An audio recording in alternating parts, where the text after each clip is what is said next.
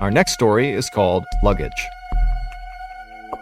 From the time Gareth Williams was a young boy, his parents knew he was extremely gifted. When he was just 17 years old, he achieved a first-class honors mathematics degree from a university in his hometown of Wales.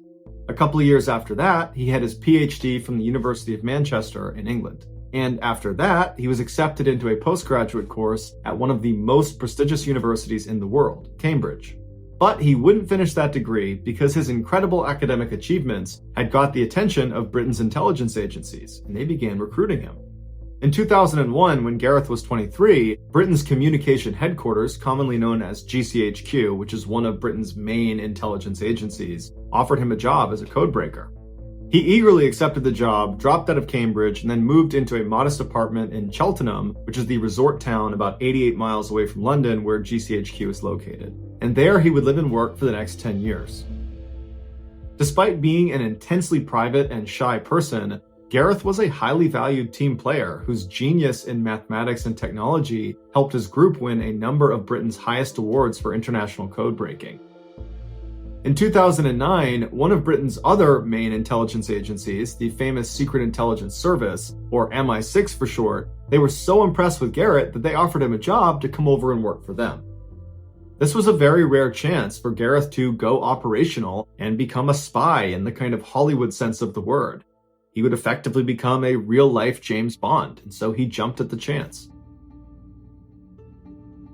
But shortly after taking the job and moving to London, he regretted his decision.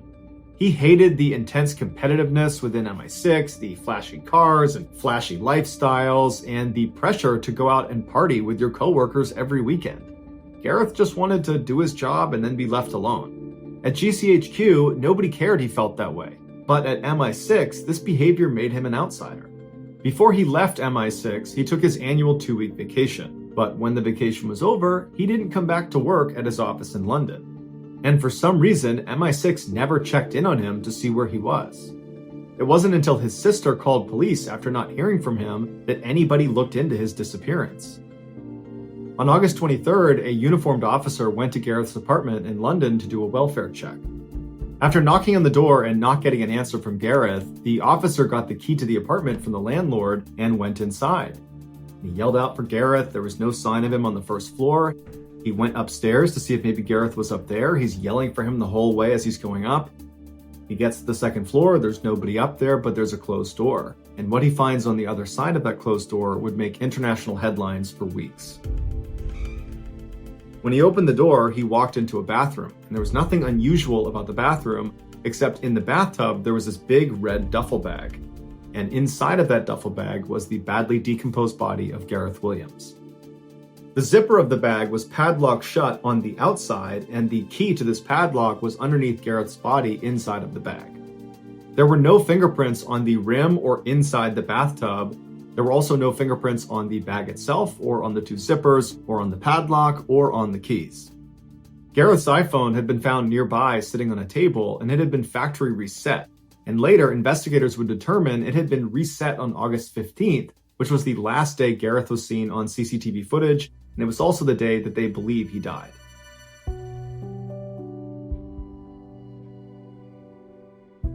According to the coroner, Gareth's body had no injuries on it. There was no sign of a struggle, and his toxicology report showed that he had no drugs or alcohol in his system.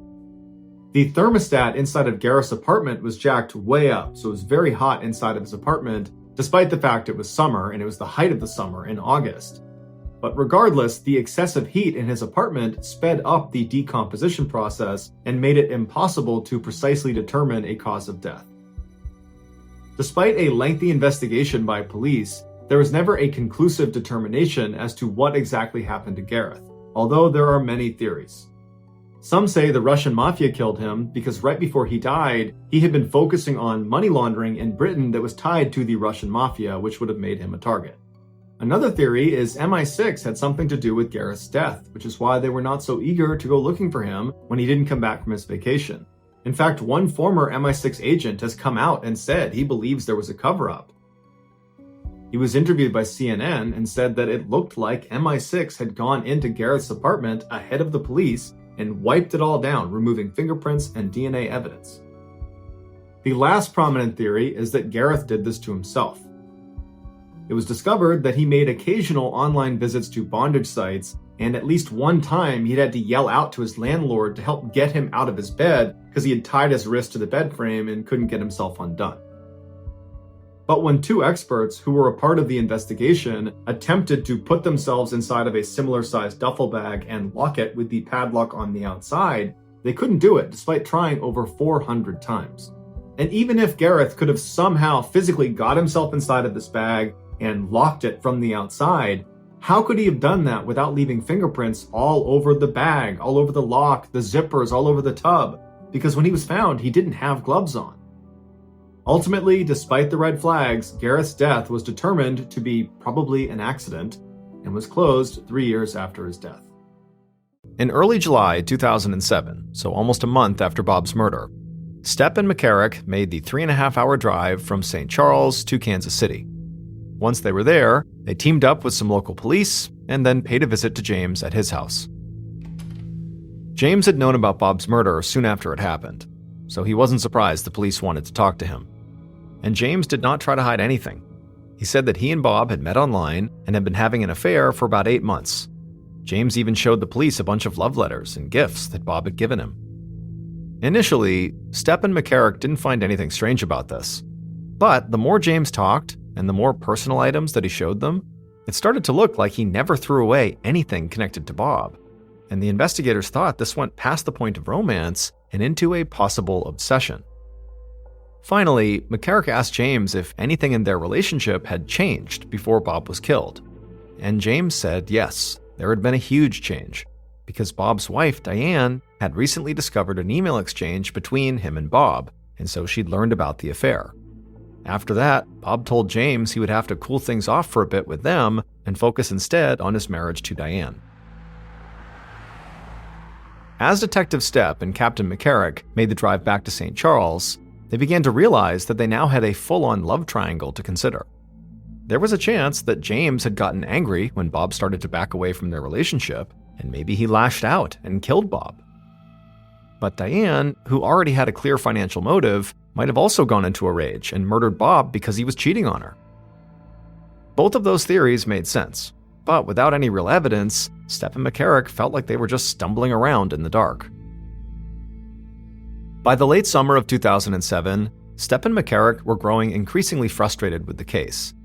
The investigation just kept going the same way it had from the beginning. They had several strong suspects and no concrete evidence. They continued to try to find the Ford Focus, along with some clue that might link Diane, James, or anyone else to the crime scene. But nothing turned up on either front. And as the months passed by, new leads stopped coming in. Other investigations demanded the cops' focus, and so Bob's case started to go cold. Fast forward to April of 2008, 10 months after Bob's murder. Detective Stepp was at his desk when a phone call got transferred to him. He picked up, and he heard the voice of a county forensics officer on the other end, and she sounded excited. As Stepp listened to her, a stunned look came across his face, because things like this just didn't usually happen in investigations.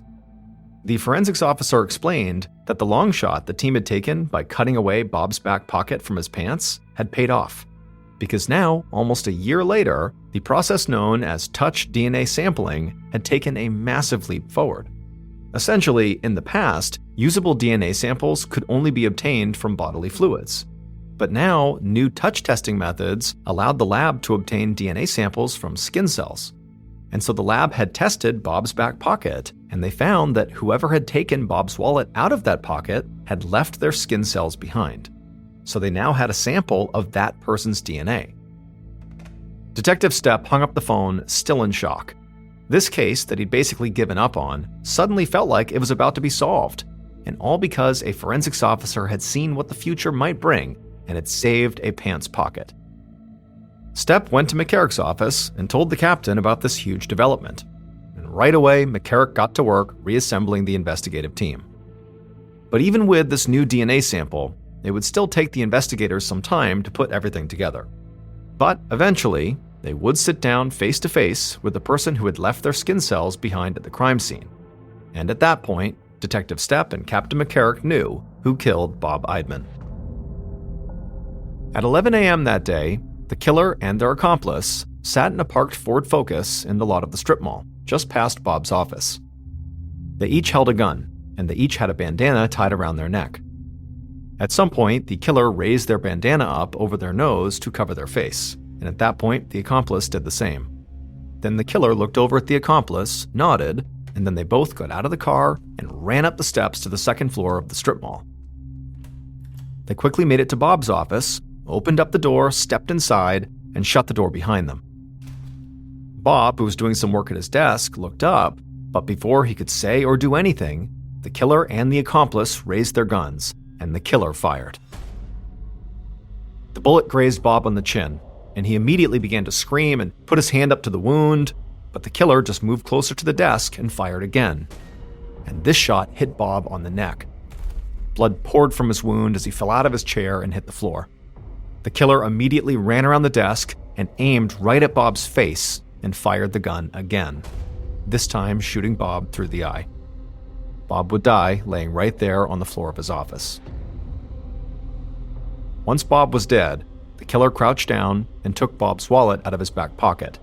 Then the killer and the accomplice searched the office, looking for cash they knew Bob kept on hand.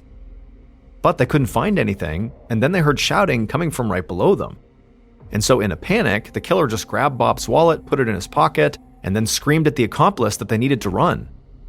So the two of them fled the office, slamming the door behind them. They went down the steps, got back in the Ford Focus, and the killer hit the gas and they sped off down the street. And when they'd gotten miles away from the strip mall, the killer took Bob's wallet out of their pocket and looked inside of it. The killer took out the cash they saw and handed half of it to their accomplice.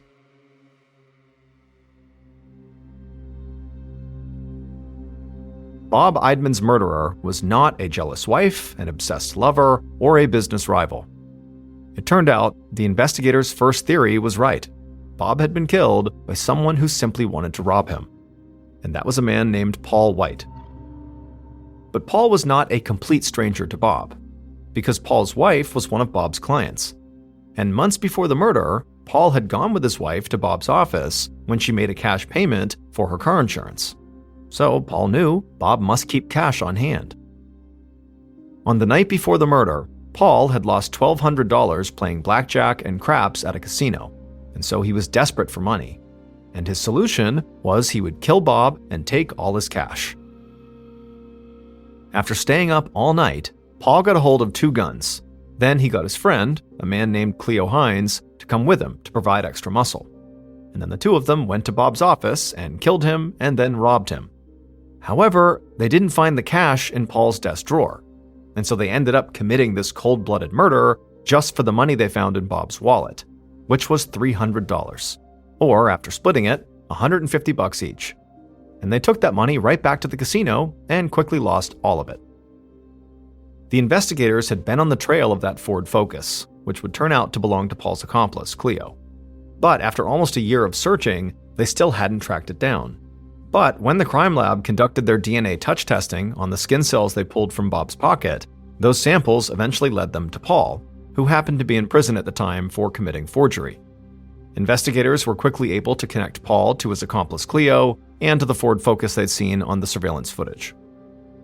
Bob's wife Diane, who had nothing to do with the crime, would break down in tears during Paul and Cleo's trial. Paul and Cleo were both convicted, and each of them were sentenced to 2 life terms in prison, with no possibility of parole. In early 1945, during World War II, the British decided they wanted to take back Ramree Island from the Japanese. Ramree Island is a fairly large, totally flat island off the coast of Burma that was a great staging location to fly air campaigns onto the mainland. So it was a great air base. And the British had actually owned this island, but the Japanese had taken it back from them in 1942. And so here they are in 1945 looking to take it back. So on January 21st, 1945, British and Indian infantry stormed the beaches of Ramree to try to take it back.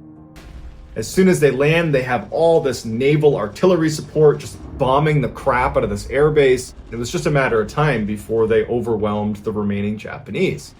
But the Japanese do not want to surrender, and instead they give up the airbase that they were on, so the British take that back, and the remaining 1,000 Japanese soldiers started retreating to the opposite end of the island, to where there was a much larger battalion of Japanese soldiers that they could meet up with.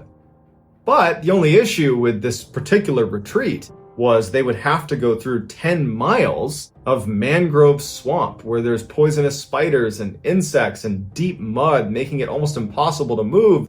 But they're determined and they head off into the swamp. But what the Japanese were not ready for is what Ramree Island is famous for. A creature that makes poisonous snakes and spiders and insects look like child's play. And they were walking directly into its den.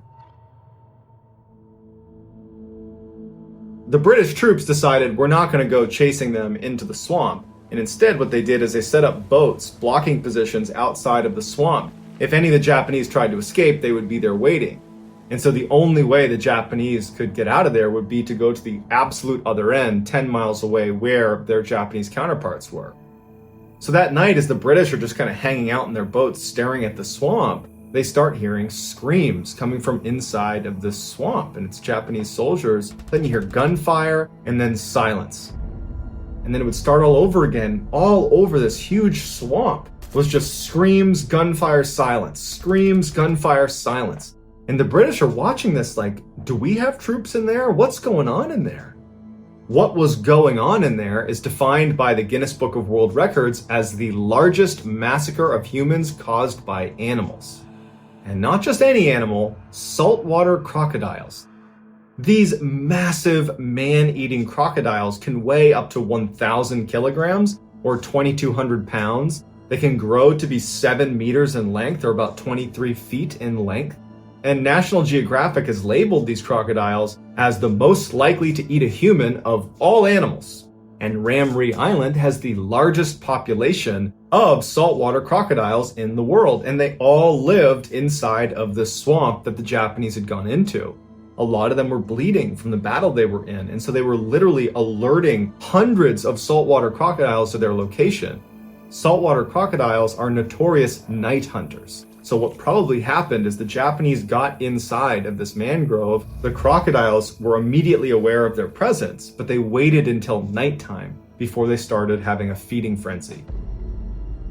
And over the course of the night, a number of Japanese soldiers had jumped out the sides of the swamp, exposing themselves to the British. And so about 20 of them were captured, and they said that they were completely surrounded by these crocodiles, that everywhere you looked, there were growling, huge crocodiles eating one person, and as soon as they were done, they would just charge after you and eat you. And at the end of their retreat, when the Japanese did get to the other side of the swamp, only 500 of the 1,000 made it out the other side. And so to this day, people stay far away from Ramree Island because there are so many of these man-eating saltwater crocodiles that have no issue ripping you to shreds.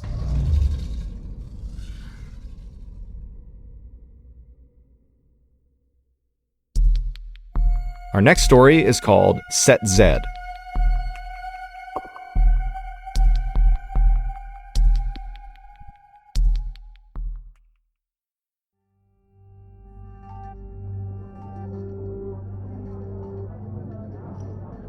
On December 6, 1941, 20-year-old U.S. Navy sailor Clifford Olds met up with a couple of his shipmates at the Monkey Bar for a night out in Pearl Harbor, Hawaii. The next morning, just before 8 a.m., Cliff was back on board his ship, the USS West Virginia. He was starting his workday when the Japanese launched the surprise attack on Pearl Harbor. Cliff's ship was a prime target and was quickly hit with 2 bombs, 7 torpedoes, hundreds of people are dying on board, and very quickly his ship is starting to sink.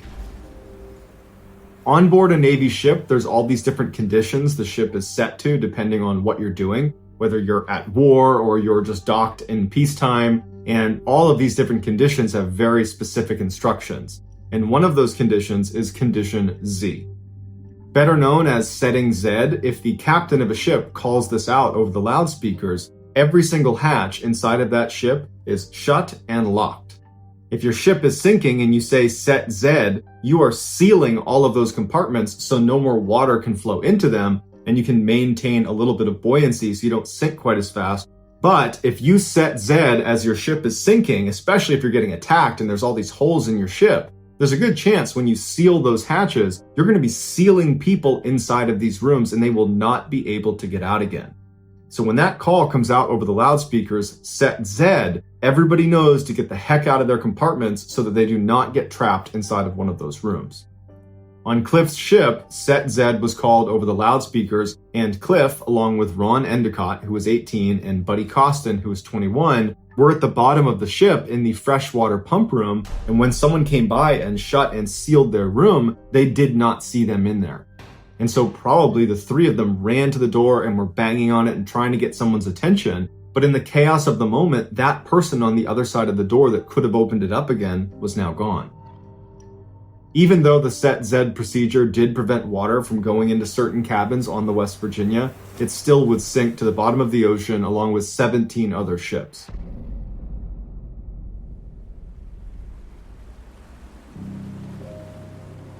The next day, there was a whole bunch of Marines that were on the dock right next to where the wreckage of the West Virginia was underneath the water.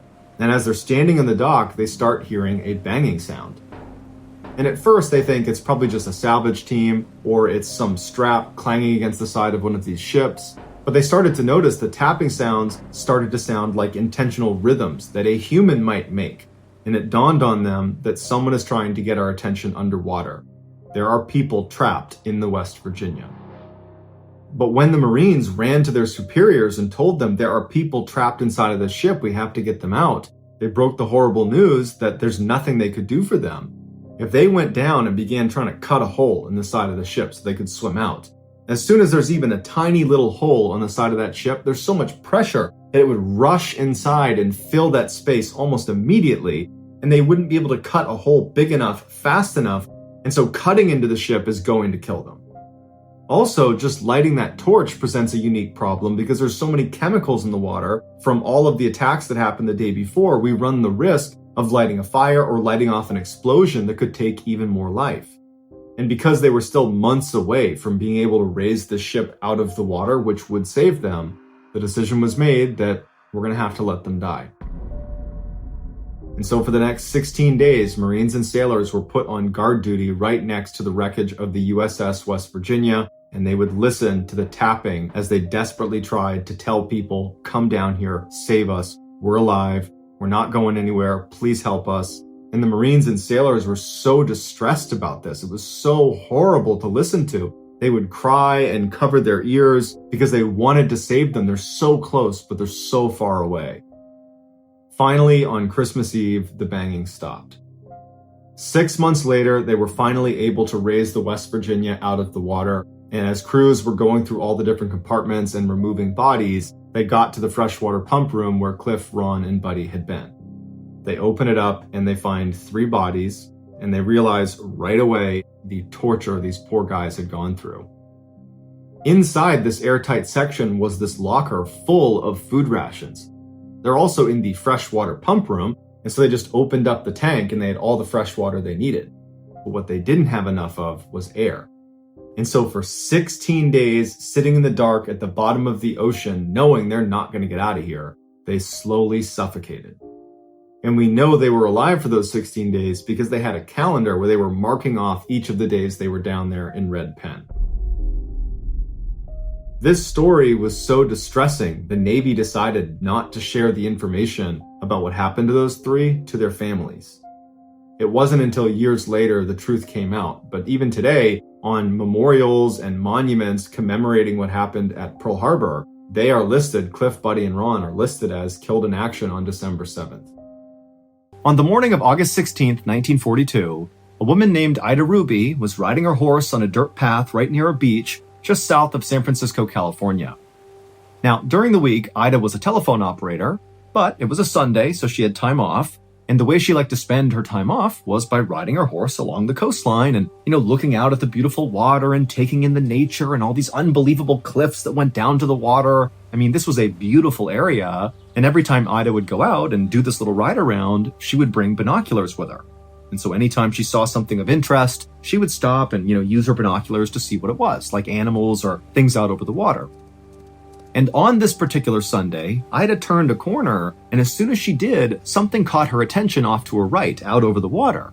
And so she stopped her horse and she turned, and she looked out, and the sea was very calm, and she could see way out just past the horizon was what looked like this black thing kind of hovering over the water. And instead of raising her binoculars right away, she just kind of squinted and looked off in the direction, and she quickly realized what it was. It was a blimp.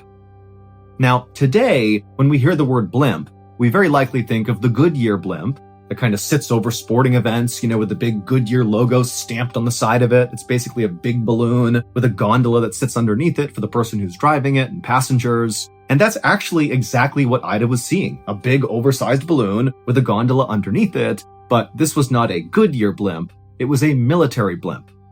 Because this was 1942, right in the middle of World War II. And 9 months earlier, the United States had joined World War II after the Japanese had bombed Pearl Harbor. And ever since then, Japanese submarines had been lurking off the coast of California, kind of all across the West Coast, out in the Pacific Ocean, and occasionally they would send torpedoes out and bomb the US mainland. And so the United States responded to this by launching this fleet of blimps that basically were able to get really low to the water, that could move really slowly, and they would basically fly all along the Pacific coastline looking for Japanese submarines. They could literally go down, and from their gondola, they could look down and actually see submarines and mark them for bombing runs or, scare them off. And so Ida, like anybody else who was living on the west coast of the United States at the time, was aware that there were blimps out over the ocean, but it was still a fairly uncommon sight. And so because of that, Ida was sort of intrigued, and so she raised her binoculars, and she focused on this blimp, and she would see something that was so strange that even 80 years later, nobody can fully explain it. But to really understand why what she saw was so weird, we need to back up about 5 hours on the same day to about 6 a.m. at a military base just north of where Ida was seeing this blimp.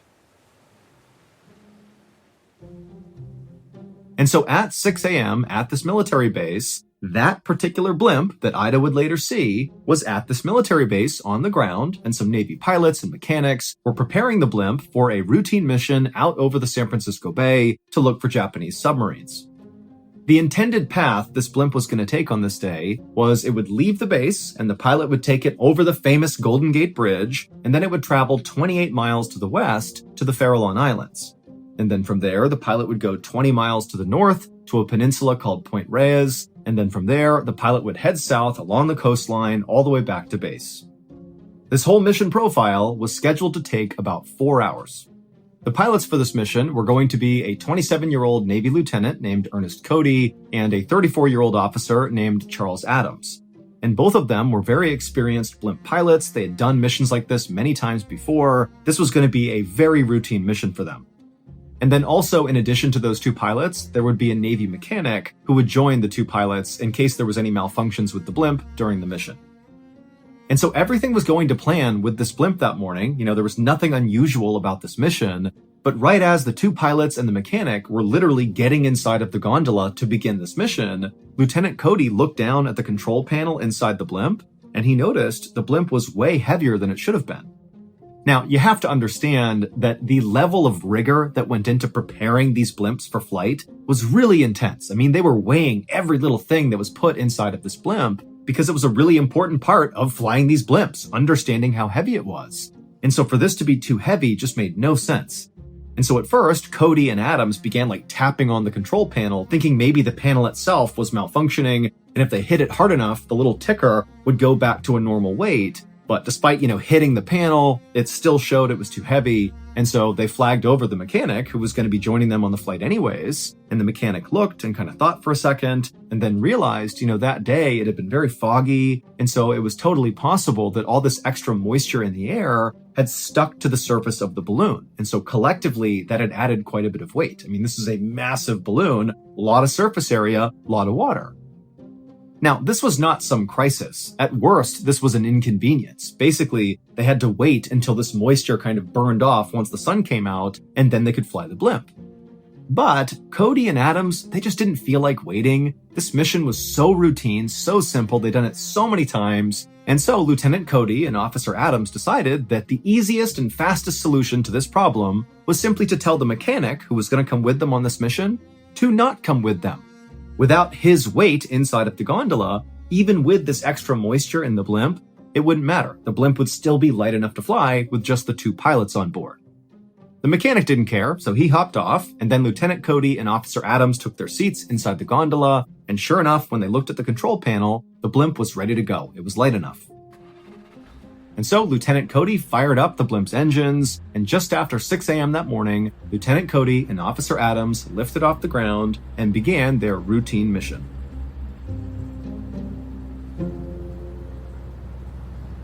About an hour and a half later, at 7:38 a.m., Lieutenant Cody radioed back to air control, saying that so far the patrol had been totally routine, everything was going smoothly, they hadn't seen any Japanese submarines or anything out of the ordinary.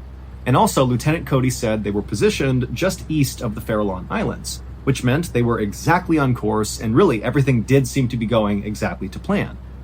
But 4 minutes later, Lieutenant Cody radioed back again to air control, and he said they had just spotted an oil slick down on the water. So basically, picture from their perspective, they saw that gleaming oil sitting on top of the ocean. And so at the time, this often signaled that below the surface of the water, under this oil slick, was a submarine. So this is like a telltale sign that the Japanese could be right here. So Lieutenant Cody and Officer Adams told air control that they were going to descend in the blimp down to the water and fully investigate this oil slick, and then they'd report back. This last transmission happened at 7:50 a.m.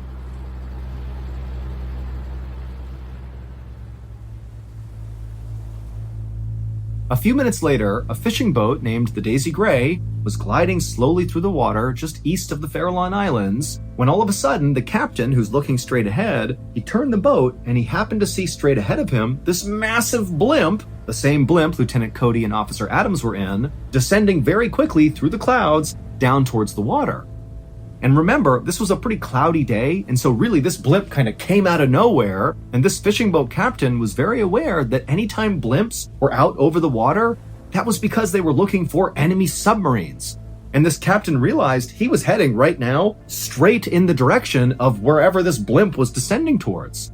And so the captain looked out ahead, and he saw that big oil slick on top of the water, maybe 100 yards away from him, and so he put it together that, oh my gosh, this blimp is going to that slick. That means there's an enemy submarine basically right there. And so in a panic, the fishing boat captain called to his crew to pull in the fishing nets, and he turned the wheel as fast as he could, and he hit the accelerator, doing everything he could to get away from this blimp.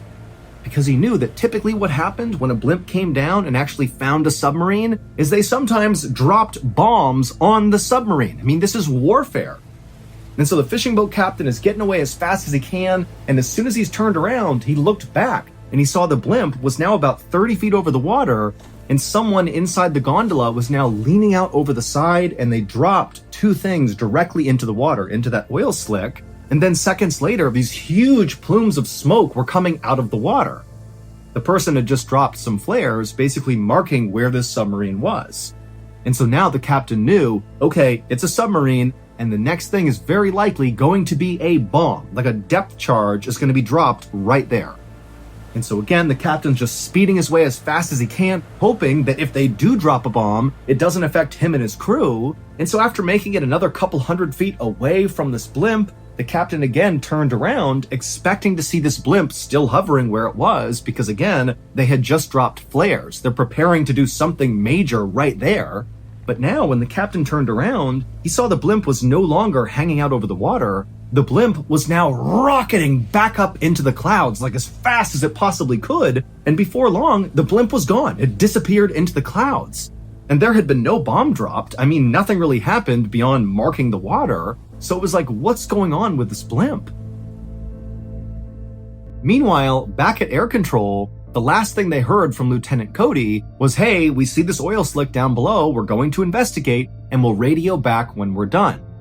And so Lieutenant Cody and Officer Adams, they had clearly descended down to the water because that fishing boat saw it happen, but then after they rocketed back up to the clouds for some reason, they never radioed back to air control. And so air control is waiting and waiting. They're not hearing back from Lieutenant Cody or Officer Adams. And finally, they began hailing the two pilots to say, hey, what's going on? You said you were going to investigate. What'd you find? What happened? But they could not get in touch with Lieutenant Cody or Officer Adams.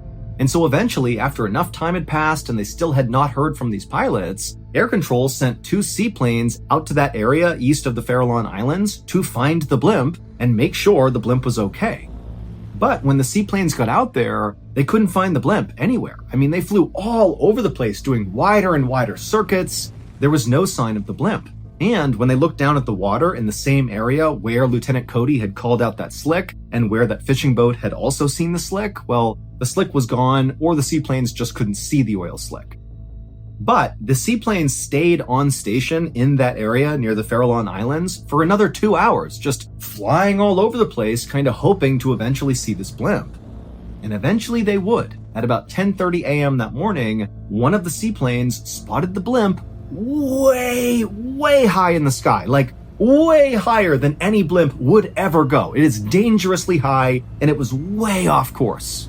But when these two seaplane pilots began flying towards the blimp to get eyes on the pilots inside of this blimp, Lieutenant Cody and Officer Adams, well, when they got close enough, the blimp just began rapidly descending, like it was trying to avoid being seen by these seaplanes.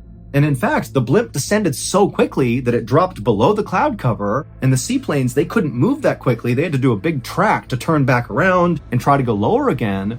But once they got below the clouds to find this blimp, the blimp was gone. It basically had vanished.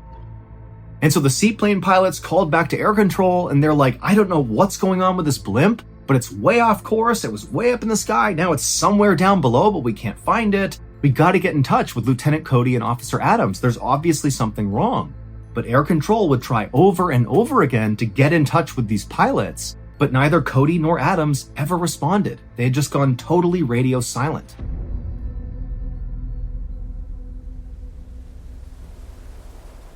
And at the same time this chaos with this blimp is happening, Ida Ruby, the woman at the beginning of the story, was riding her horse on that dirt path near the beach just south of San Francisco, and she looked out over the water and she saw that blimp. And so Ida Ruby, she stops, she raises her binoculars, and she looks at this blimp. And after she focuses her binoculars, she realizes there's obviously something wrong with this blimp.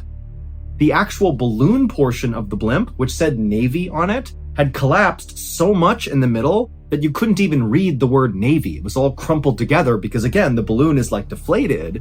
And also she saw that this blimp appeared to just be kind of listing as if the wind was blowing it and it was not being directed by the pilots inside. And this blimp appeared to be getting blown directly towards Ida. And so she lowered her binoculars and she looked out with her naked eye, and sure enough, this crumpled up blimp that was still afloat but clearly was not doing too well was getting closer and closer and closer to her. And as it was getting lower and lower to the ground, and she's starting to worry it's going to smash into her. But right as this blimp was about to pass basically right over her head, she raised her binoculars one more time and she got a clear look inside of the gondola where Lieutenant Cody and Officer Adams would have been. Now, Ida Ruby has no idea who's supposed to be inside of this blimp and who isn't, or even what they're doing, but she definitely recalled exactly what she saw inside of that gondola, and that's the thing that has troubled everybody for so many years. Because what she saw was 3 people inside of that gondola. And if you recall, that gondola only ever contained 2 people. It was Lieutenant Cody and Officer Adams. But now Ida Ruby is looking up, and clear as day, there are 3 people in that gondola. Even though at no point was there 3 people. It didn't leave with 3. It didn't come down and take more people on board. It made no sense that there were 3 people inside of that gondola. Again, Ida Ruby wouldn't have known that, but when that information got passed, this was like, how could that be? And so after seeing the 3 men inside of this blimp, Ida lowered her binoculars and watched in horror as this deflated blimp drifted just above her, like practically arm's length above her, and careened over the cliffs behind her and smashed into the ground. And then seconds later, Ida began hearing sirens going off in Daly City, which was located right behind her. That was the nearest town. And so as the blimp came in for a crash landing in Daly City, it scraped across a couple of residential rooftops and hit a couple power lines before kind of coming to a stop in the middle of the street.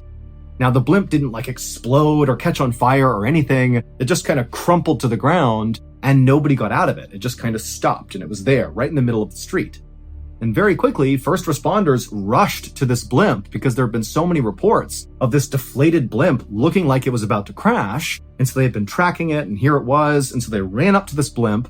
But at some point, one of the first responders ran up to the gondola itself where the door was slightly open and they opened it up hoping to find there would be some survivors inside. But when he looked inside of this relatively small space, there was nobody in there. And there was no sign that anybody had been in there. There was no blood or anything. It was just an empty gondola. But remember, minutes before, not even, Ida Ruby had clearly seen 3 people inside of that gondola. So to go from 3 people to none in the space of a couple 100 feet as everybody's watching this thing come into crash land in Daly City, where could they have gone? And even weirder was when they looked inside of the gondola, they discovered that basically everything was functioning perfectly fine. It was unclear how it became deflated because, again, all the controls inside of this thing were working just fine. And also, the parachutes were still inside of this gondola. If you're going to jump out, you need a parachute, but they were in here. And also the life raft, it was still inside of the gondola. It was like there was nothing wrong with the blimp. And so this whole situation made no sense.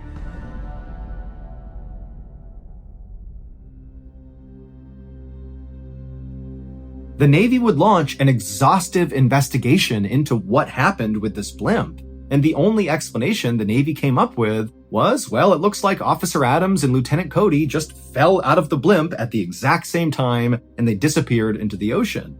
However, both pilots were wearing life preservers and would not have taken those off. That was absolutely 101 for being a pilot of one of these blimps. And so they would have had these life preservers on, and even if they had fallen out and perished, they would have floated to the surface, or if they landed on land, they would have likely been found. I mean, the entire route they had been on was heavily scrutinized and searched, but the bodies were never found.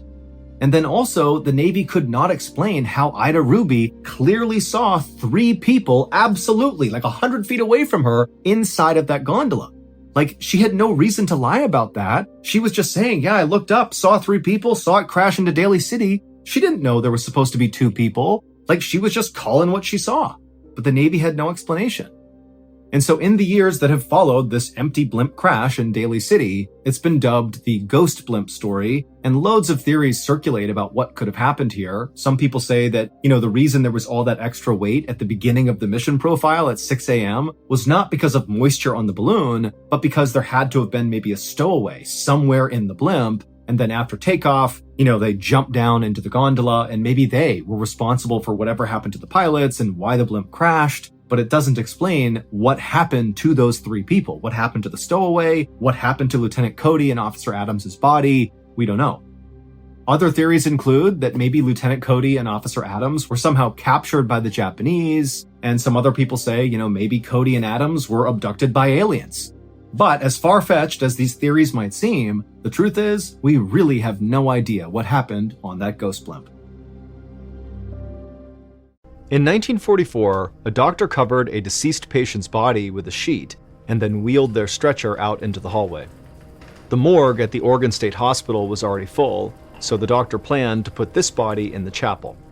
But when he pushed open the chapel doors, there were already so many stretchers with dead patients with sheets on them inside that there was no room for this patient.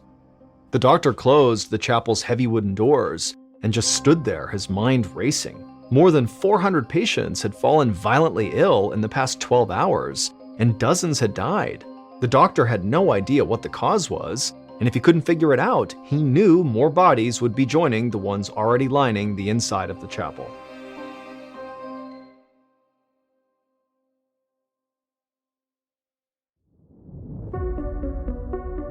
From Ballen Studios and Wondery, I'm MrBallen, and this is MrBallen's Medical Mysteries, where every week we will explore a new baffling mystery originating from the one place we all can't escape, our own bodies.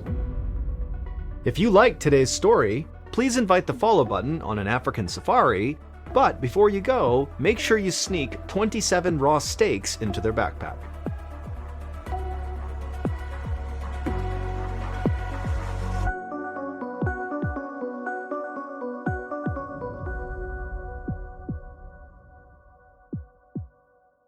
This week's story is called Blood Feast.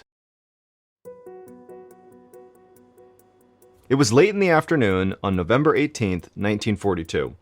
A cook named Mickey McKillop opened the lid of a giant metal vat, then asked his volunteer sous chef, 27-year-old George Nosen, to carry it over to an industrial oven. Mickey and George were starting to prepare dinner for almost 500 patients across 5 wards at the Oregon State Hospital, a public mental facility for psychiatric patients. Tonight's menu was scrambled egg yolks and toast, and Mickey, along with his boss, Mary O'Hare, were the only 2 cooks on duty. The hospital had been understaffed for a year now, ever since the United States entered World War II. Many members of the nursing staff had left to volunteer for the war effort. During the day, there was about 1 attendant for every 16 patients, but at night, that number swelled to 1 attendant for every 150 patients. Mickey and Mary were so desperate for help in the kitchen that they had started asking trustworthy patients to help them prep for each meal. And one of those trustworthy patients was Mickey's volunteer sous chef, George Nosen. George placed a frozen 16-pound canister of eggs onto the countertop beside the oven. Mickey liked George, and he felt a little sorry for him too. George's parents had originally brought him to the hospital for help with his epilepsy, which is a disorder of the brain characterized by repeated seizures. At this time, people were just beginning to understand how epilepsy actually worked. George's parents most likely saw it as a mental condition, which is why they brought him to the state hospital.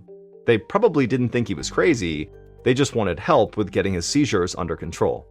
But during George's initial evaluation, the staff psychologist would diagnose George with paranoid schizophrenia, and then they had George involuntarily committed for life. Mickey didn't understand how that was possible. He'd never seen George hallucinate or get aggressive like the other patients with schizophrenia, but there was nothing he could do about it. And if he was being honest with himself, he was glad to have someone so mild-mannered and easygoing to help him in the kitchen. Mickey yanked the lid off the canister that George had just set down, revealing hundreds of thawing egg yolks. These days, a lot of the hospital's food supply came from federal surplus deliveries, since the government was rationing food to help the war effort. The egg whites were used in food that was sent overseas, and hospitals stateside got the leftover yolks. It was time to start cooking, so Mickey dumped out the canister into the metal vat. He repeated the process 2 more times until the stovetop was crowded with thawing eggs. He handed George a cup and asked for water, and then he lit the stovetop so the eggs would warm faster. He let George dump the water into the vat, then the 2 of them started slicing bread loaves. Once they were done, Mickey turned on the oven and laid all the bread slices across the metal grates to be toasted. Then he turned his attention back to the eggs. They were finally thawed, so Mickey asked George to grab some powdered milk. It was the only thing that made the egg yolks creamy enough to scramble. As Mickey stirred the eggs, he sent George to fetch something else, postum powder, a caffeine-free coffee substitute they'd been getting from the government over the past year. Mickey even let George mix the drink himself. He'd never let a patient touch an actual dinner item before, so Mickey took a quick sip just to be safe. The postum tasted like chalk, which meant it was made correctly. He clapped George on the back and told him he'd done a great job. But that momentary taste test distracted Mickey just long enough for the eggs to start burning. Mickey cussed as he turned off the stovetop, wondering how to fix this. He threw in a palmful of salt and then gave the eggs a stir, and then they looked good as new. When dinner was finally done, Mickey and George portioned the eggs and toast into buffet dishes and then loaded them onto a big cart for delivery at each of the 5 dining halls spread across the hospital's wards. By the time they got to Ward 5, hungry patients lined the hallway outside the cafeteria, urging Mickey and George to please hurry up. Finally, a bell rang and the lines began to move. From behind the buffet table, Mickey watched as the patients ladled scrambled eggs onto their plates. He helped serve them each a piece of toast, and then sent the patients to sit at the long metal tables that ran the length of the dining hall. And as the patients all dug into their food, Mickey heard someone call out that the eggs were too salty. Mickey winced and felt bad because he knew he very well could have oversalted them. And while Mickey was worrying about the eggs, another patient in the room took a long swig of postum and then started to choke. One of the nurses walked over to pat the patient on the back, but instead of swallowing, The patient keeled over and threw up on the nurse's shoes.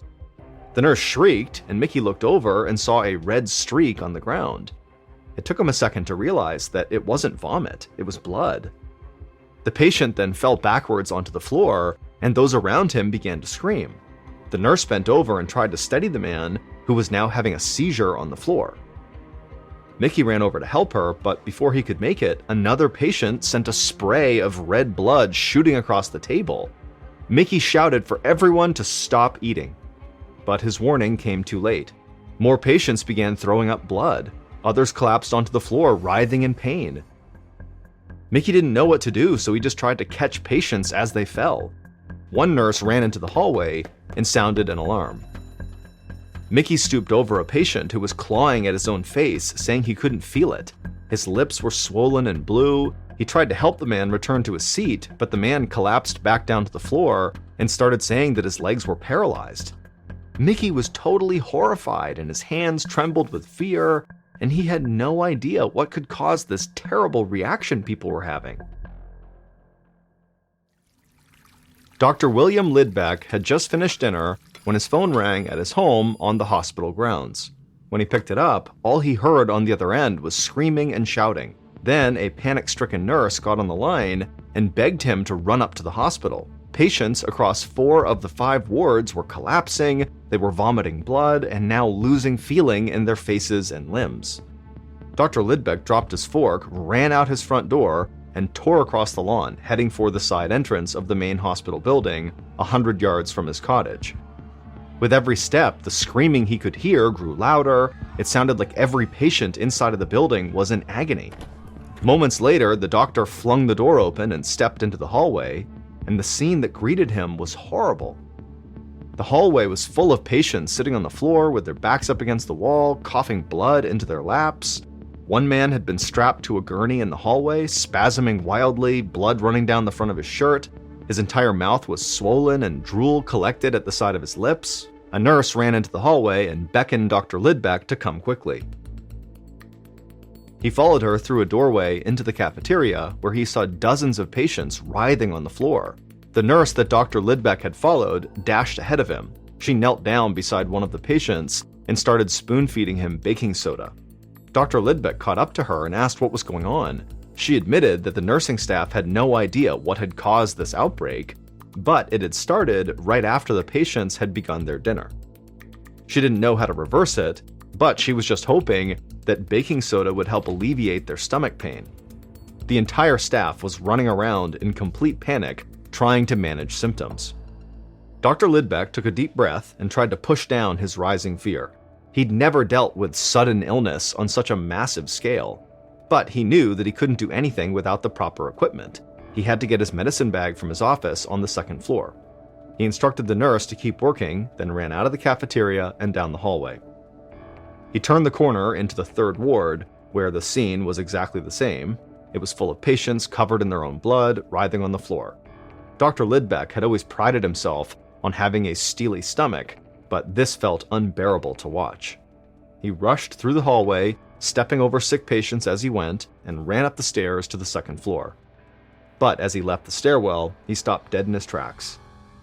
The atmosphere in this ward was completely different. The hallway was empty. If it weren't for the screams echoing from downstairs, it would almost feel peaceful. As he walked past open doors, he saw all the patients tucked in their beds. They looked scared, but seemed to be otherwise fine. Dr. Lidbeck was confused. How was this ward so calm when the rest were full of chaos and vomiting patients? A door opened at the end of the hallway, and the ward's head nurse, Allie Wassel, stepped out and walked toward him. Dr. Lidbeck thought she looked really pale. The nurse seemed very relieved to see Lidbeck, and she would tell him that she thought there had to be something wrong with the eggs from dinner. She said she had taken one bite and they had tasted so spoiled that she ordered all her patients not to eat them, and so her patients were fine, but she had been throwing up ever since. A chill ran through Dr. Lidbeck. He didn't know yet what was causing his patients to vomit blood, but now he knew it very likely had to be related to the eggs. It was the only thing all the patients had eaten that night. But it couldn't just be a case of spoiled food. An egg would have to be so rotten to cause this that it never would have been served in the first place. It would have been obviously bad. Then a realization dawned on him. If the eggs themselves were fine, it meant that something else had been put in the eggs that night. He was glad that Nurse Wassel had not eaten more of them. Dr. Lidbeck told the head nurse that if she started feeling worse, to please come find him right away, and then the doctor ran back downstairs to tend to the sick patients. As Dr. Lidbeck went down a hallway, he passed by the hospital morgue. A nurse was wheeling a covered stretcher inside.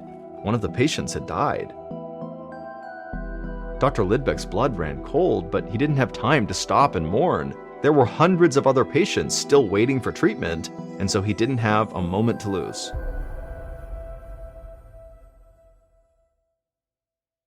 Hey, it's MrBallen. For the first time, my show, Medical Mysteries, has joined forces with Redacted for a special episode. A redacted medical mystery uncovers how routine surgery leads to classified government operations. Listen now on the Medical Mysteries or Redacted feeds, or search A Redacted Medical Mystery wherever you get your podcasts.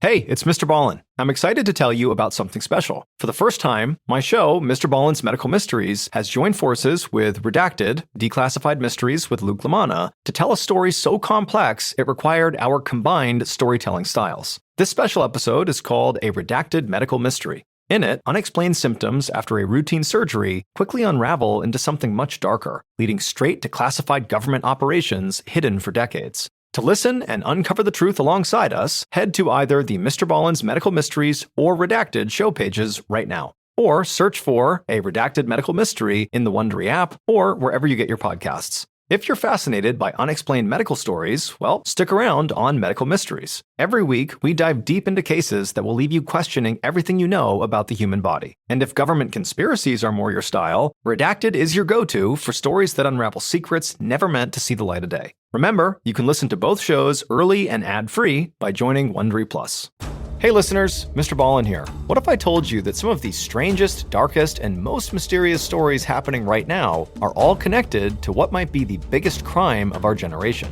You know I'm always on the hunt for the most chilling and perplexing tales out there. Well, I've discovered a new podcast that uncovers real-world mysteries unfolding right now, much like how another Ballen Studios podcast, Redacted, Declassified Mysteries, brings hidden government secrets to light. And it's called Lawless Planet. Host Zach Goldbaum reveals how shocking tales of murder, cover-ups, and mysterious deaths are all part of something bigger, the systematic destruction of our planet. From activists who vanish in the Amazon to whistleblowers uncovering billion-dollar environmental crimes, these aren't just stories about the environment. They're real-life thrillers about people caught between powerful forces willing to kill to keep their secrets buried. Follow Lawless Planet on the Wondery app or wherever you get your podcasts. You can listen to new episodes of Lawless Planet early and ad-free right now by joining Wondery Plus. Hey listeners, big news for true crime lovers. You can now enjoy this podcast ad-free on Amazon Music with your Prime membership.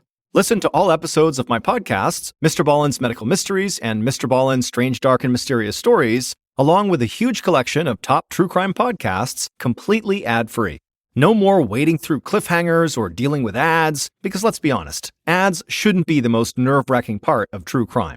To start your ad-free listening journey, download the Amazon Music app for free or head to amazon.com/ballen. That's amazon.com/BALLEN. Dive into uninterrupted true crime stories today.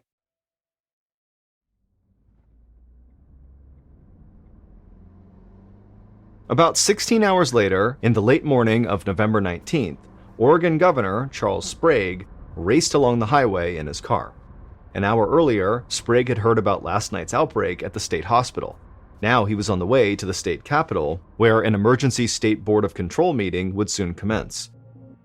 From the moment the United States had entered the war, Sprague feared a morning like this. He was worried that the outbreak at the hospital was caused by sabotage, that the country's enemies had deliberately tampered with these eggs. He knew that the Oregon State Hospital received food rations from the government. The frozen eggs had been part of a shipment to the hospital 6 months ago. But those eggs had been separated from a much larger batch. It was entirely possible that someone had poisoned that larger supply, which was then sent around to various institutions throughout the country. Sprague worried that if someone had tampered with the egg supply, anywhere that had received eggs from that batch would suffer a similar attack. Sprague shuddered at the thought of a spy for the Axis powers poisoning innocent Americans. The Food and Drug Administration had already ordered all institutions that received these eggs to immediately stop using them. Sprague's driver stopped the car outside the front steps of the Capitol building. Once Sprague got out, he was greeted by an aide who walked with him up the stairs. The aide had just received word from the hospital. As of 10:30 that morning, 47 patients had died, and their bodies were still lining the hospital hallways, and another 350 patients were violently ill. As governor, Sprague needed to make sure that investigators had the resources necessary to investigate the egg tampering and find out who was behind it. He told the aide that he'd be a few minutes late to the meeting, then headed for his office to call the chief of police in Salem, Oregon, where the state hospital was located. Later that afternoon, the superintendent of the hospital, Dr. John Evans, stood in front of a cage of rats in a laboratory. He was holding a plateful of scrambled eggs. Earlier that morning, a coroner had requested permission to perform autopsies on the patients who had died. Dr. Evans allowed him to take 6 of the dead, hoping the autopsy results could tell him what had happened. A few hours after the coroner had taken the bodies, Dr. Evans received a toxicology report that confirmed his worst fear. The patients had been poisoned. However, nobody knew yet what they were poisoned with or how. The coroner was still running tests. But that was why Dr. Evans was now holding a plateful of the contaminated scrambled eggs that had been served the night before. He was running his own experiment.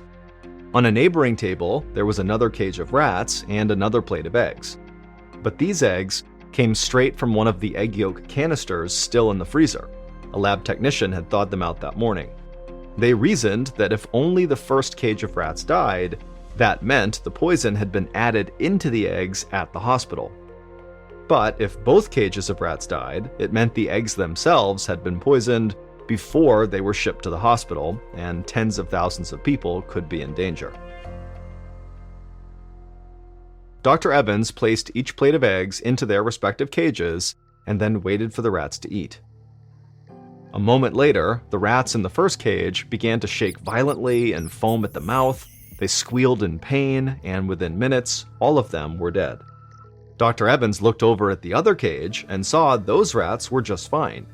The experiment had worked. It confirmed this wasn't a case of mass contamination or widespread enemy conspiracy. The eggs were clearly just fine when they arrived at the hospital before something or someone poisoned them. But it also meant there could be a mass murderer inside the hospital who was the one who added the poison. Enraged and disgusted, Dr. Evans called the police. 3 days later, on November 22nd, head nurse Allie Wassel, who had ordered her patients not to eat the eggs, sat in Dr. Lidbeck's office speaking to a barrel-chested detective. The investigators had been interviewing every patient and member of staff for the past 2 days, trying to determine who poisoned the eggs. Further testing had revealed that the poison was sodium fluoride, better known as cockroach poison. Detectives had even found some in a basement storeroom, but what they didn't know was how it had gotten into the eggs or who had done it. Allie wanted to help, but she told the detective that she hadn't seen anything suspicious. Until that horrible dinner, she'd been on duty, taking care of patients. She watched the detective as he scribbled something down on a notepad, and she started to feel nervous. Allie assured the detective that the other nurses would confirm her story, too. The detective wrote a few more things down and then looked up at Allie and thanked her for her time and told her she was free to go. Allie breathed a sigh of relief and stood up to leave. As she reached the door, the detective told an officer standing outside to bring in the next person to be interviewed, assistant cook Mickey McKillop. Allie passed Mickey as she was walking down the hallway. He was waiting in a chair outside the office, bouncing his leg up and down. Allie couldn't help but think that he looked anxious, or like a man who was hiding something. By late that same evening, Mickey McKillop had been in Dr. Lidbeck's office for hours. The detective had asked him the same few questions over and over, pressing him about the way the kitchens were run. Mickey thought he'd kept his story straight, but he'd told it so many times now that it was hard to be sure, and he knew he was likely starting to confuse the details. All Mickey wanted to do was sleep. He had a migraine that was making it hard to focus, but every time he closed his eyes, the detective would shake him awake. And so Mickey was feeling like he would do just about anything to make this interview end. It was obvious the police were suspicious of him, and Mickey knew they would not give up until he, Mickey, told the police what they needed to know. So Mickey decided it was time to come clean. Mickey sat up in the stiff wooden chair, and while avoiding eye contact with the detective, Mickey would admit that he did know more than he had told them. Mickey said that he could tell them exactly who had poisoned the eggs. In fact, he had watched it happen, and worst of all, he had not done a thing to stop it. An hour later, Mickey and his boss, Mary O'Hare, were being led from the Oregon State Hospital in handcuffs. A police officer read the charges. Mickey was charged with manslaughter, Mary was charged with accessory after the fact. Then the officer loaded them into a police van. Mickey took one last look at the hospital and caught a glimpse of a few patients staring out the windows, terrified looks on their faces. One of the faces he recognized was George Nosen, the psychiatric patient who volunteered in the kitchen. Mickey shook his head. He knew that what he had just told the detectives would change George's life forever. When Mickey the cook finally told the truth to detectives, he began by telling them about the terrible evening the sickness broke out. While the nursing staff was running around treating all these patients who were vomiting up blood, Mickey saw George Nosen cowering in the hallway, and suddenly Mickey had a terrible thought. He grabbed George and asked him to retrace his steps from that afternoon. Mickey and George mimed preparing the eggs, getting the frozen yolks, lighting the stove, getting some water to help warm them. Then Mickey followed George down the kitchen steps in search of the powdered milk that made the eggs creamy. At the bottom of the steps, there were 2 storeroom doors. Instinctively, Mickey leaned toward the storeroom on the left, which held dry goods, but George led him to the storeroom on the right, which held fruits and vegetables. Mickey felt an icy chill run through him. He watched George turn the key and open the right door. George pointed to a large, unmarked tin canister sitting on the ground inside. It was open and filled with white powder. A scoop was sticking out of the powder like it had just been used. Mickey's stomach dropped, but he tried to look unbothered. He thanked George and sent him to his room. Then he ran back upstairs and grabbed his boss, Mary, and showed her the canister George had just pointed out. Mary went white as a sheet. It was against the rules for Mickey to have given keys to a patient. Mary told Mickey that she did understand why he'd done it. They were so understaffed, he'd been desperate for help. But if anyone found out, they were both done for, and so they agreed to keep it a secret. Mary had kept her promise and said nothing, but Mickey eventually broke and told the story to the detective in Dr. Lidbeck's office. Once the detective got Mickey's confession, they knew who had poisoned the eggs at the Oregon State Hospital and how they had done it. That fateful night, George had taken the keys to the storeroom and headed down to the basement.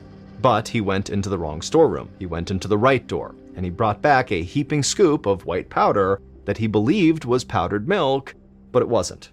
He then poured that white powder into a vat of scrambled eggs, and in doing so, George had accidentally poisoned his fellow patients with sodium fluoride, aka cockroach poison. To this day, nobody knows why the poison was kept in that storeroom with the fruits and vegetables. In adults, a lethal dosage of sodium fluoride is just 5 to 10 grams, which is a bit more than what you'd find in a sugar packet. Well, George had accidentally spiked the eggs with 5 pounds of poison. In the end, the charges against Mickey the cook and his boss Mary were dismissed.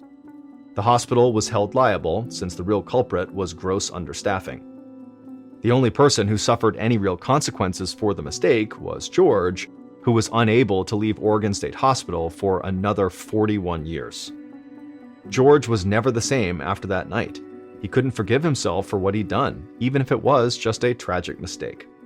The patients who remembered the outbreak bullied him relentlessly for decades, and after a while, George started fighting back. He got into physical brawls on multiple occasions, and then in 1983, he got into a big altercation with an older inmate and during it, George was severely injured and died as a result. The next story of today's episode is called The Bear, the Plane, and the Duffel. In early December of 1985, in the Chattahoochee National Forest in northern Georgia, a hunter was very carefully making his way through the trees trying to track a deer. Now, this hunter had been tracking this deer for over a mile, but it had been a while since he had seen any signs of it being anywhere nearby. And as this hunter continued to creep along, he became increasingly aware of how loud each of his steps were, because the ground all around him was covered in dry leaves, and so every step he was taking was creating a loud crunching sound. And so eventually this hunter just came to a stop and decided stalking this deer was totally pointless because he was basically scaring it away with these crunching sounds as he got closer to it. But before this hunter was ready to just give up and head back to his vehicle, he continued on a little bit further, and when he pushed through this particularly dense brush area, he saw this clearing up ahead. And the second he saw what was in this clearing, he froze, took a step back into the brush, and then ducked down behind a rock.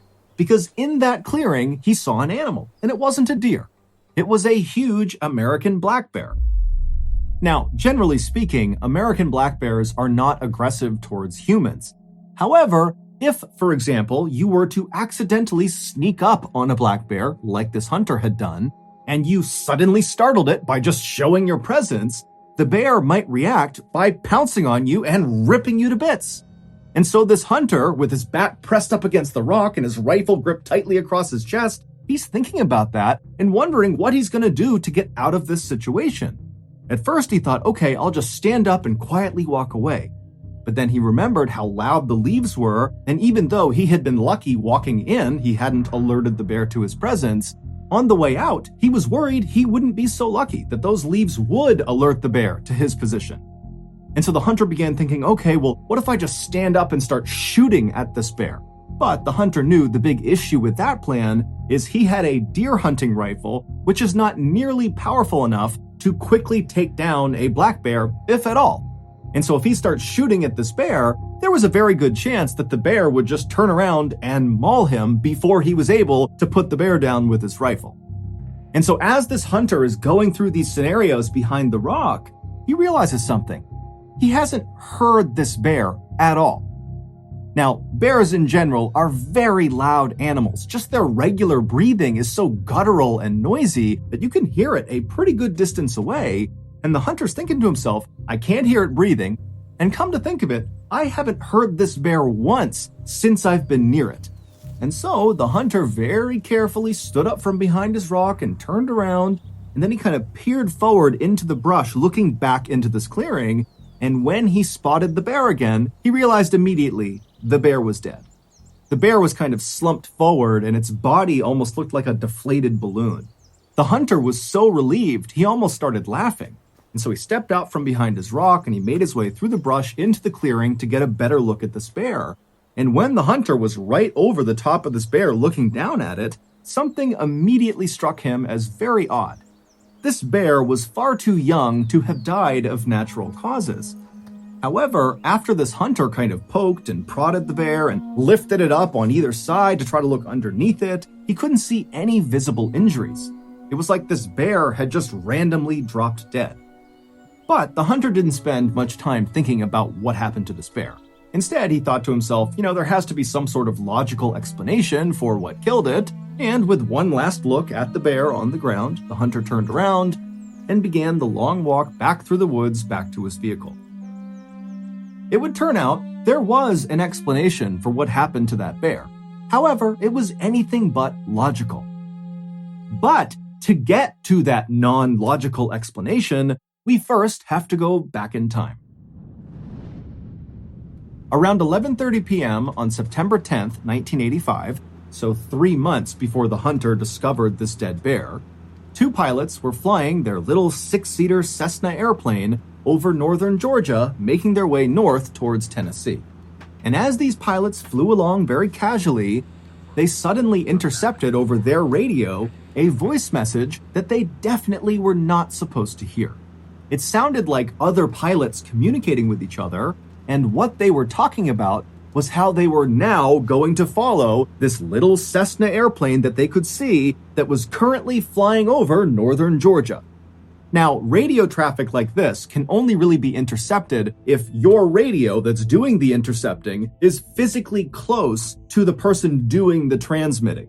And so knowing this, the two pilots in this little Cessna knew that whoever was talking about following that little Cessna, they had to be talking about them, the two pilots in that Cessna. Now, for most pilots, if you suddenly overheard a radio transmission that your plane was getting followed by some other pilots, you might reach out to those pilots and say, "Hey, why are you following me? What's going on?" Now, the co-pilot of this little Cessna might have wanted to react that way. However, before he could, the main pilot stopped him and said, "I actually know exactly why somebody might want to tail us, and unfortunately, we're both going to have to jump out of this plane." Before the co-pilot could really even react to this news, the main pilot had set the Cessna on autopilot, which sets the plane to fly in a straight direction going at a constant speed at a constant altitude until either a pilot comes back and takes the craft back over, or if it just stays on autopilot, it eventually will run out of fuel and crash or run into something.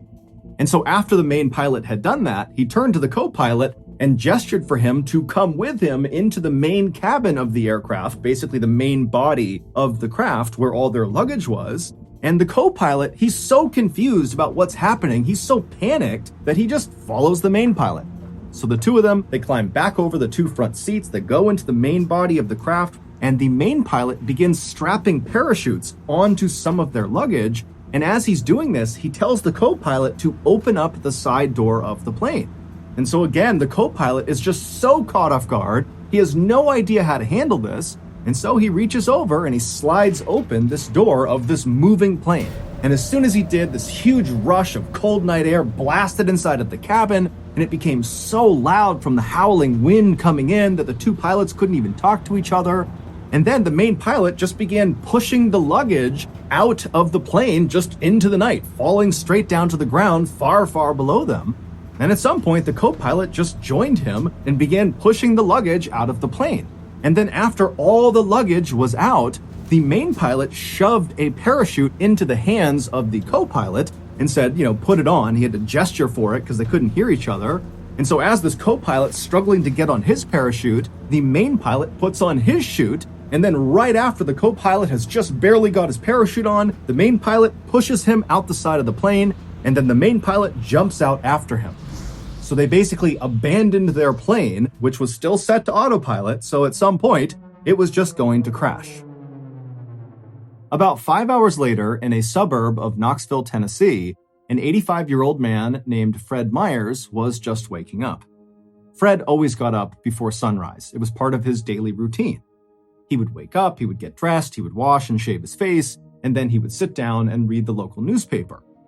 This simple routine was actually very important to Fred because recently he had been diagnosed with Alzheimer's disease, which is a progressive disease that destroys memory. And so having this sort of set routine helped him manage his symptoms. Basically, at least in the morning, he could go into autopilot and go through this routine and not get confused. However, on this particular morning, something would happen that would leave Fred more confused than he had ever been in his entire life. Fred had made it to his bathroom, he had washed his face, and he had begun shaving when out of the corner of his eye, he noticed something strange outside in his driveway. He could see it through a nearby window, but it was still so dark outside, Fred couldn't tell what this thing was out there. And so feeling very curious, Fred put his razor blade down and he made his way over to the window to get a better look.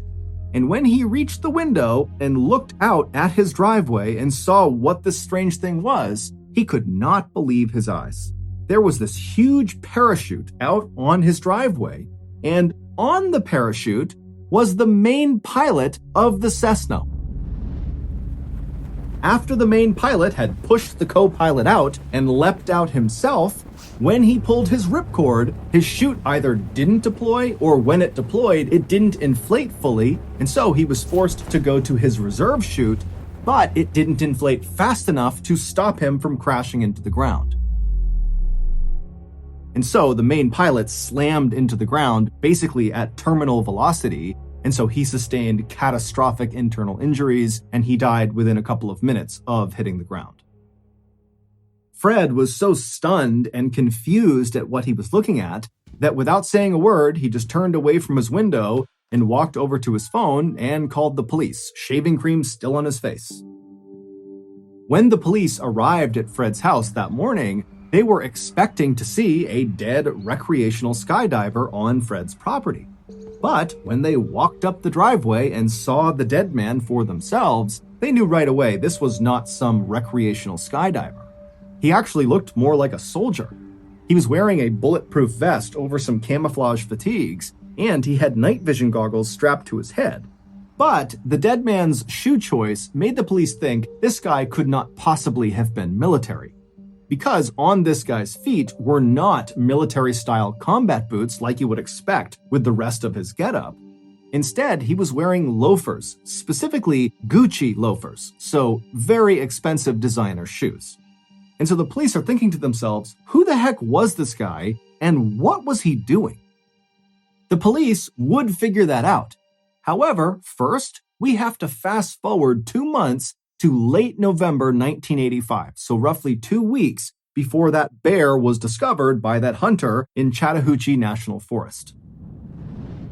Now, at this point in late November, that black bear was alive and well and living a typical black bear life in the Chattahoochee National Forest, which meant he mostly spent his time wandering around the woods looking for something to eat. And on this particular day in November, the bear was doing just that when out of the corner of his eye, he spotted something strange lying on the forest floor.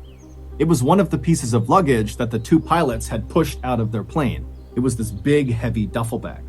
Now, the bear had no idea if this duffel bag contained food, but the bear was optimistic, so it meandered its way over and began pawing at the bag with its massive claws, and pretty much immediately, his claws tore open a hole in this bag. And suddenly, the air all around this bear was filled with this glorious, flowery smell.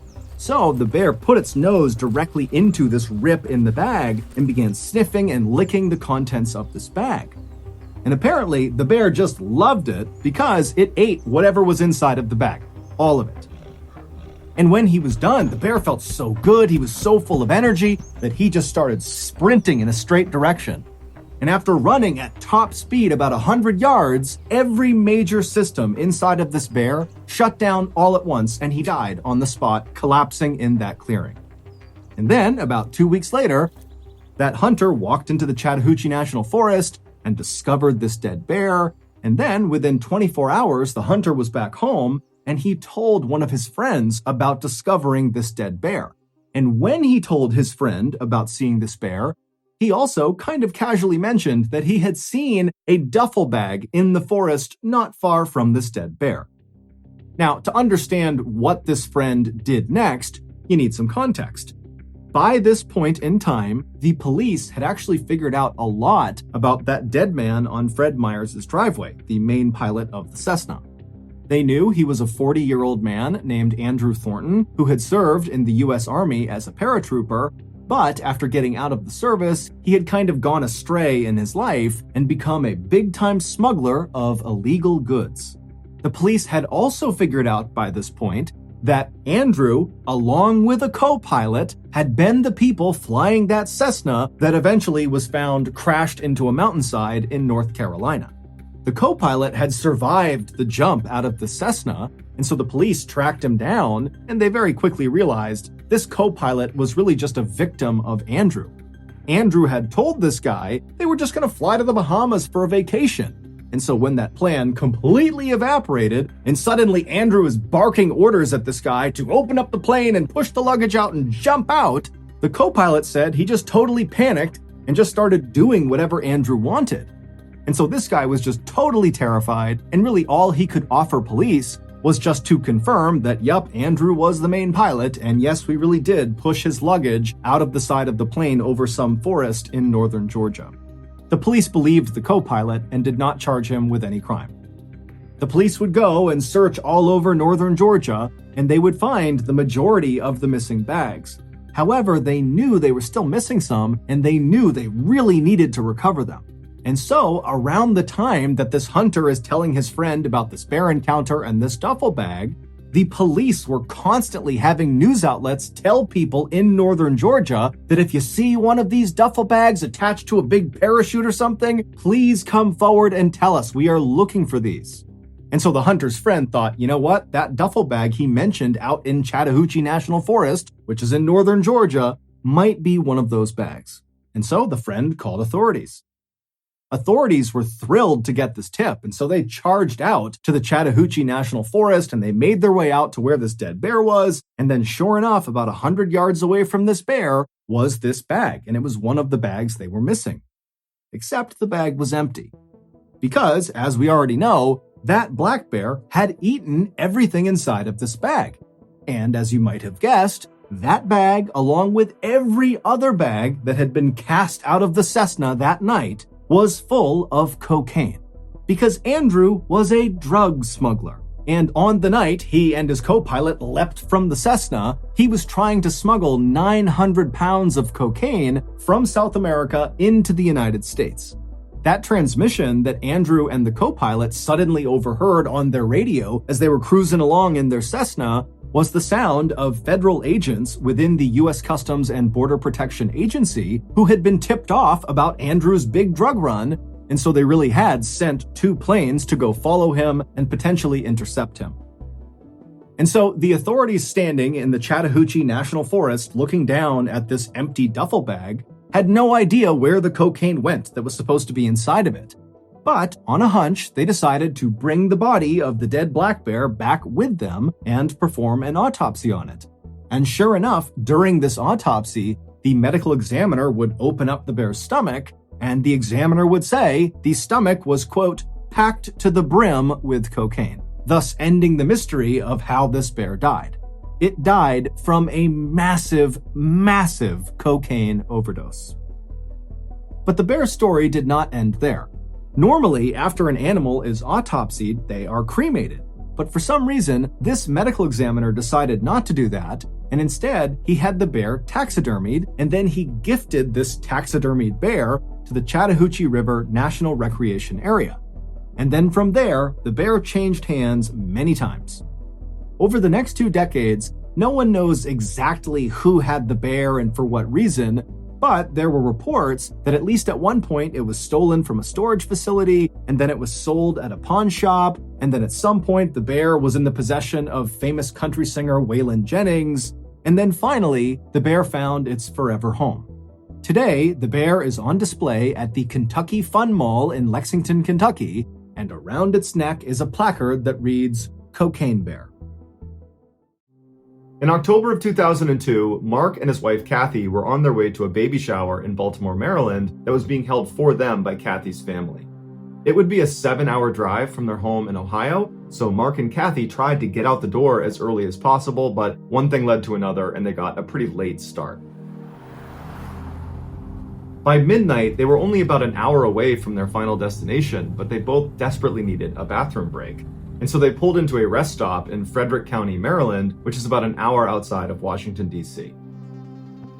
The rest area parking lot was completely vacant except for one car, which was a dark blue late model 4-door sedan that was parked head-in right in front of the bathroom. Mark and Kathy pulled into a spot that was a few over from the sedan. They got out, they walked up to the restroom. Mark was done first, so he waited outside of the women's restroom for his wife. As he waited, he turned around to face the sedan that initially, when he first pulled in the lot, he believed was empty. But now, as he's looking at it, he can clearly see there are 2 people in the front 2 seats.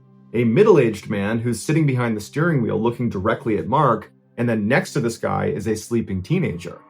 And immediately, Mark felt really creeped out by these 2 guys. I mean, they are in this random rest stop in the middle of the night. They're the only ones there, and this guy is just staring menacingly at Mark. And so Mark's doing his best not to be intimidated and to stand his ground and not act fazed by what's happening right in front of him. But in the back of his mind, he is just praying his wife comes out of that bathroom as soon as possible so they can get the heck out of here and away from these 2 creepy guys. Finally, his wife did come out. He grabbed her by the hand and without any explanation, rushed them back to their car, hopped in, locked the doors, turned it on, and began backing out. And as he did, he looked over at the sedan and he saw the guy behind the steering wheel, the middle-aged guy, was looking over at Mark with that same menacing look on his face. Mark also noticed there was something odd about the sedan's trunk. There was a fist-size hole right above the license plate where you would normally put the key inside of. So the whole scene was just totally bizarre, and after Mark and Kathy sped out and were back on the highway, Mark explained to Kathy that there were actually two people inside of that sedan and they really creeped him out, and that's why he had grabbed her and rushed them back into the car. And so she agreed that was pretty creepy, but by the time the couple got to the baby shower in Baltimore, they had completely forgotten about their experience at the rest stop. The baby shower went well, and before long, Mark and Kathy were back home in Ohio. About a week later, the couple was watching TV in their home when a breaking news bulletin came across, and it showed a reporter who was standing at the exact same rest stop that they had stopped in on the way to Baltimore in Frederick County, Maryland, and behind them was the same late model sedan that they had seen parked at that rest stop when they had pulled in. The headline of this special news bulletin was DC Snipers Caught. It would turn out that middle-aged man sitting in the driver's seat of the sedan staring at Mark was none other than John Allen Muhammad, and the guy next to him, the teenager who was sleeping, was Lee Boyd Malvo. These were the two men that were responsible for the highly coordinated 3-week-long attack that left 10 people dead in the Washington, D.C. area. The fist-sized hole that Mark saw on the back of their trunk was what they used to shoot through because it allowed them to stay concealed in the trunk while they were shooting. Muhammad and Malvo had been using that particular rest stop in Frederick County as a place to hide out in between their killings. When Mark and Kathy pulled in next to them, they were only halfway through their killing spree.